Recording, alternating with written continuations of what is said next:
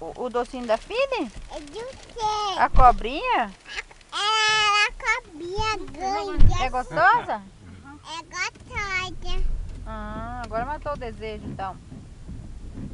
Né? Come um pedaço aqui. Comer um pedaço a mamãe não quer mais não. Tá Mamãe bom. achou meio azedo. Né? É, Meio azedo. Vai encostar. Será que ele vai encostar aqui onde eu tô? Acho que vai, né? É, pedindo. Ó, o outro aqui. Doido.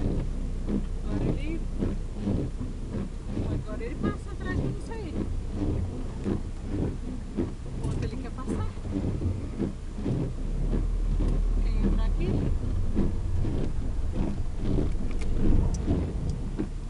É Aí tá pedindo vaga, né? É. Querendo entrar. O problema é que o outro veio bem na hora que tava esperando. O que? Paciência. Melissa tá passeando. É. E agora passeando na cidade grande, Melissa? tá. Eu tô comendo. Tá comendo o quê? A Pini.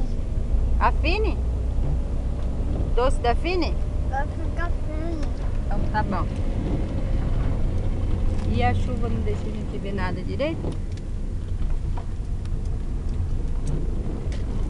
Ela vai de rumo à casa, Thalys? Rumo à casa? O senhor falou que queria Adriano comprar carne, chega pra lá. que era? Cadê o pessoal da casa? O meu primo fala, mas cadê esse pessoal? Ele falou que tinha um mercado Cadê o aberto, almoço que não tá pronto, né? O primo fala quando chega em casa.